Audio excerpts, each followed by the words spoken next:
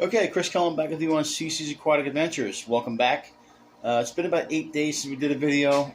We were in on Long Island for a family reunion and wedding, and I got to see my brother for the first time in 3 years, and very excited, very exciting day.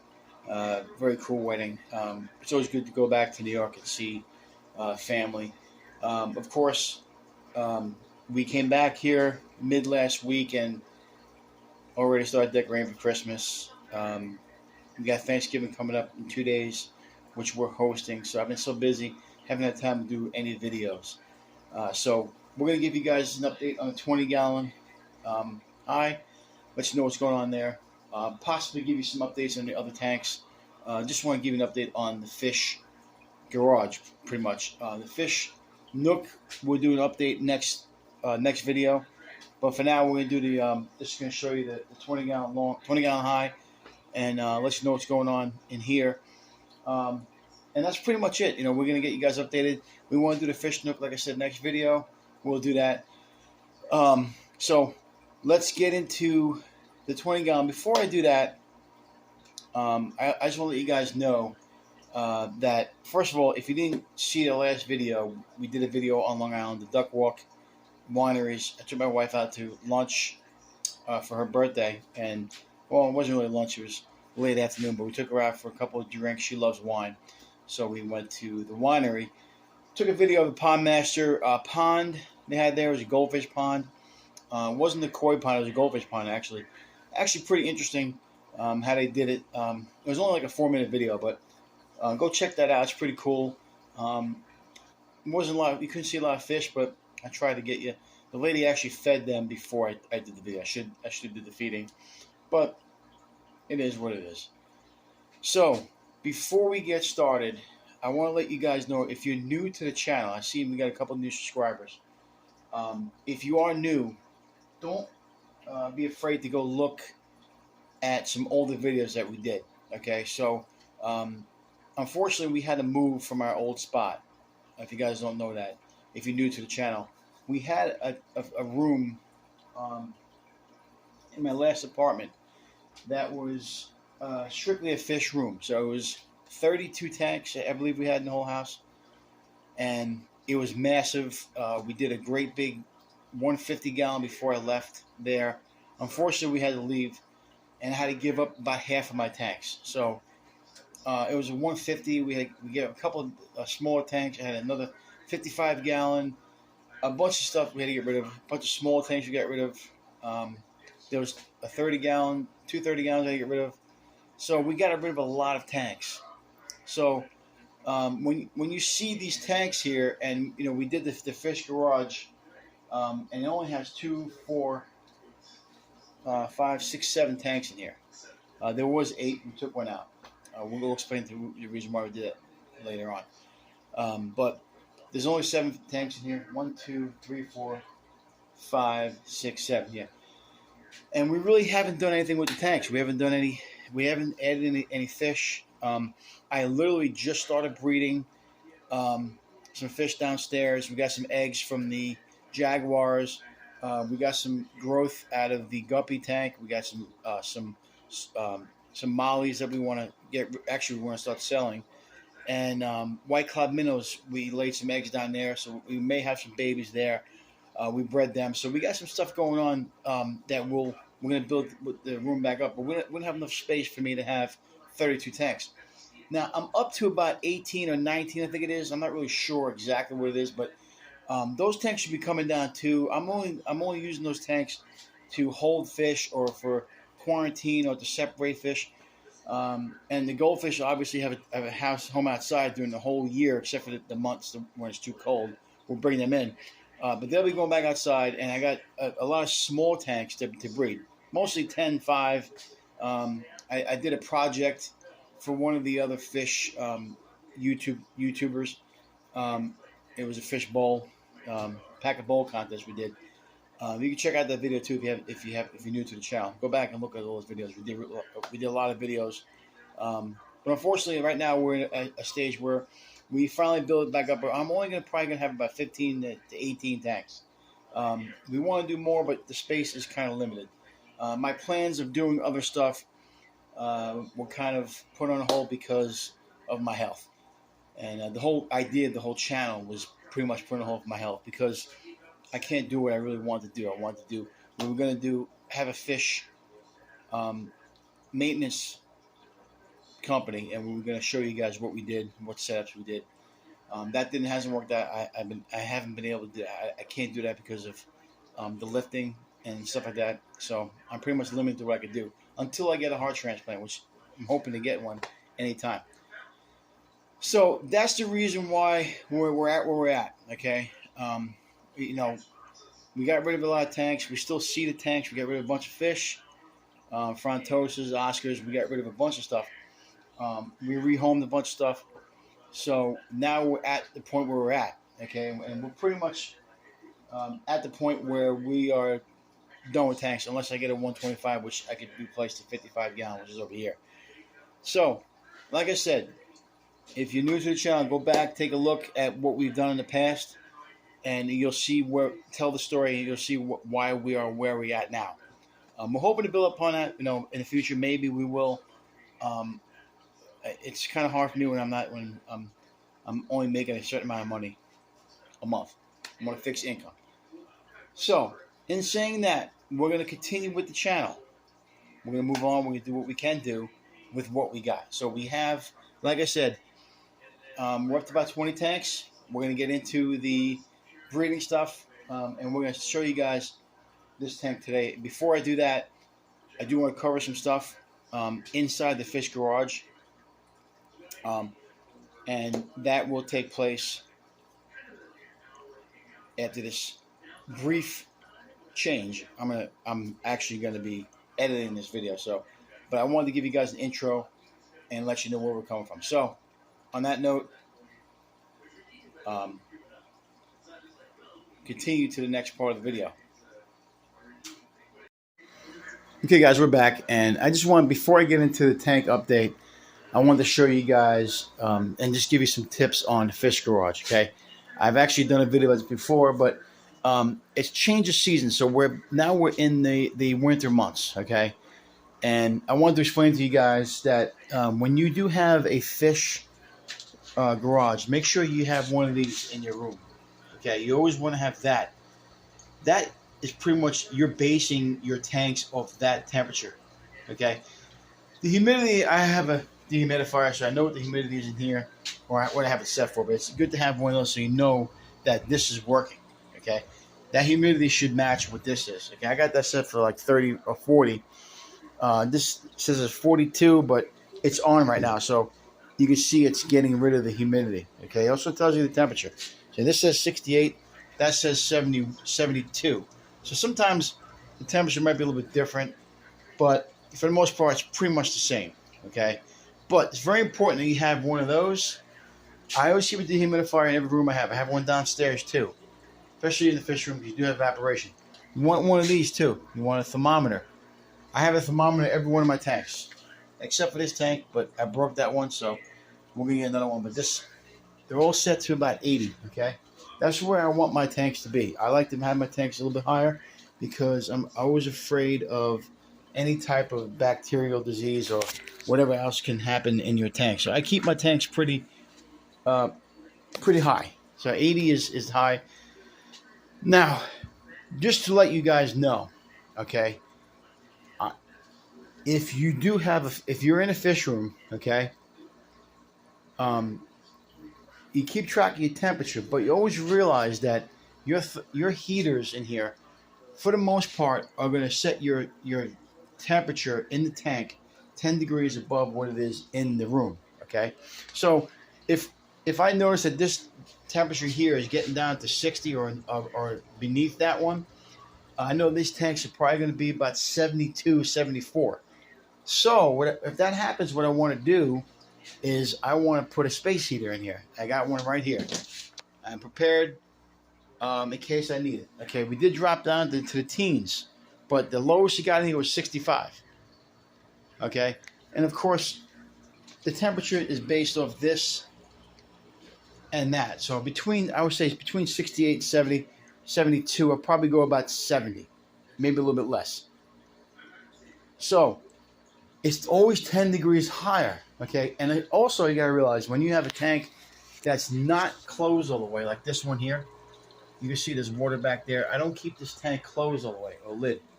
Okay, that one is, this one isn't. This one is not. That one's covered. So you always have to realize that's going to affect your temperature too. So this tank's about 79 degrees right now, okay, give or take. So you figure the temperatures of 69 here. If you average those two out, so you're about 10 degrees higher than what it would be in the room. If you want that temperature to get higher, don't go crazy with adjusting your heaters. Okay, I know people who do that and they adjust the heaters, and then one day you have a one of those days where it jacks up to about 60 degrees, and then you're in here at 78 and your tanks are at 84. So it all depends on what you want. I like to have my tanks steady at 80. You obviously don't want your tanks to fluctuate that much. If you keep it around 80, you're going to be okay. That's the bottom line. So just remember that when you're doing, if you're doing a fish garage, remember that you want your heater's always going to be 10 degrees above what the room is. I know a lot of guys who keep their fish room consistently at 70 degrees or 72. And obviously that's going to affect the way your heater is running. So just remember that when you run a fish room that's not completely insulated, you want to always make sure that this temperature is consistent. And I'm in here almost every day looking at the temperature. So the key though is having stuff to measure it and make sure that you're always on top of it. Okay, I'm showing you guys the rack that we do and we have for, let me get this, I got a lawnmower in here, but this is, I call it the gourami rack. The showpiece fish in both of these tanks are gouramis. So this one here is a blue gourami, and obviously you see him laying there. We just turned his lights on. So the blue gourami is in that tank and with a bunch of tetras. So you got the red-eye tetra, you got the Colombian tetra, you got a bunch of different emperor tetras. I go on and on. I don't want to go too crazy because I already didn't update this tank, but you can see I got rid of the plant that was in there. It got too big for that tank. It was not growing anymore. It was actually dead. So I moved it to a different tank. Actually, I moved it to another tank, but the fish ate it. Unfortunately, if you look over here at the 55-gallon, these guys ate it all. So I don't really care. I wasn't gonna be able to grow that plant any better. I tried putting it in here, but these guys were eating it too. So unfortunately, that's just the way it works out sometimes. The plants die. If I had a bigger tank, like 125, I probably would put it in there, but I don't have a bigger tank right now, and I can't find one for a good price. So anyway, if you guys remember, we've had these glass fish for a bunch of years too, glass catfish. But yeah, there's your gourami, the blue gourami, and then I don't want to go too caught up in that tank. We also have the the skirt tetras, and you got a flying fox in there. So this tank is pretty much stocked up. I've had these fish for a long time. They're consistently good in this tank. Don't have any issues. Okay, but that's not really the tank we want to update. This is the last tank that we had to do. I'm going to get you up close and personal here. I don't really see if they're hiding in there because there's a bunch of plants in there. But if you see up top there, this is pretty much a tetra tank. I moved all of the rummy nose tetras in here. There's X-ray tetras, Priscilla tetras. There's a Holocan rasbora in there. There's actually a white cloud minnow, which I've had in there for a really long time. There's brilliant rasboras. There's a bunch of cories down here. If you look close down there, there's a pearl gourami. He knows I'm in here. They usually go to the top of the tank, and he's a showpiece fish. So he's still kind of small, but you can see there's a bunch of cories. There's 5 in there. There's 3 over there, and there's 3 back there. And there's also a pleco in there. But you can see this is overgrown with plants. Crips, and you can see it. I don't touch this tank, so you got a bunch of growth in there, and you can see how good the tank is doing. So, um, we like plants. This is a tank that we actually can grow plants in, surprisingly. I took the lid off. We just had the light right there, but I usually have a lid. I try to fix the lid that has the light. It's right there. I try to put the light back on. I haven't been able to get it to work, so we're going to keep it this way. But like I said, the rummy nose tetras were moved, and the brilliant raspberries were moved from that 15-gallon we had. We moved the flying fox into that tank right there. We also had a bunch of Corys in there too. So yeah, that's what we did. We moved the 15-gallon because of the wire issue. I still made a comment about my wires. We kind of fixed the wires up here because we run a couple of tanks in each a couple of filters in each tank. We have a bunch of cords, but we got rid of pretty much all the cords. There's only those two. What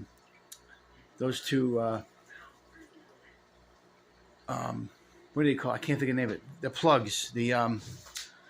I can't think of the name of it. You know what I'm talking about. Those I can't think of the name of it. Anyway, so we're getting back to this tank.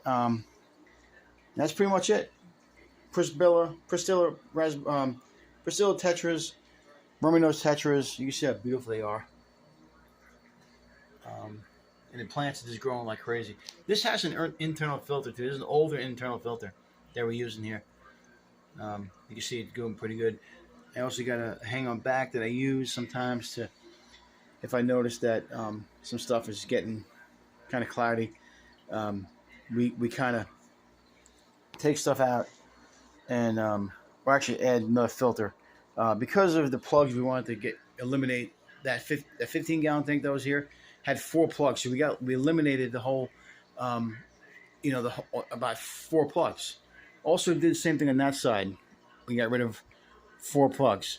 I know it looks kind of sloppy, but the way I have the wires, I don't keep them on the floor, so I don't try to hide them because there really isn't nowhere to hide them. I don't like to hide them. I like to keep them out above the tank, so in case something leaks, they're not going to cause a fire or a hazard. That's the reason why I keep up there. But we also eliminate some plugs. So you see, you guys, we don't have as many plugs. So eliminate some filters on that side and this side. And we got rid of a tank. I keep my storage there now. But you can see how much space it let up. And now we just moved the fish over here. They're all down at the bottom because I got the light on. I just literally just turn the light on. And they don't like the light being on. So that's it, guys. That's 20-gallon. Like I said, it's overgrown with crips, and I think we got there was some guppy grass in there, but it looks like there's some moss in there. Temperature set at 78, just like all these tanks. I'm trying to think if I'm missing any fish in there. There's only one Helicon Horosbora. I used to have a bunch of, there were a bunch of platies in here, but it looks like we lost some. Had a bunch of babies. Don't really know what happened to the platies that were in here. So, I'm glad to be back. I'm glad hope you guys enjoyed the video. Keep an eye on the more videos we're going to do downstairs, and probably next video after Thanksgiving. I got, a couple of days here, and we'll probably get back into the fish. We'll do some more tanks, but, some more, some stuff in the fish nook. So, that's where we're at. So, we want to keep moving up and keep showing you guys what we do. I'm hoping to get a 125 here, guys, soon. And then we could do some more videos on that and give you guys updates on that. So, anyway, that is what we have going on. Stay tuned for the next video. Remember, if you can't own them, rehome them.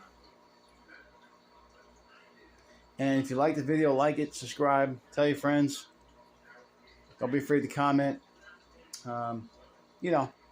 All the YouTube stuff that you do. Keep it up. All right, see you guys. Guys, I have a severe case of ADD. I forget a bunch of stuff. This is called a power strip. Make sure it's a power strip to make sure that it has that little plug in the end of it.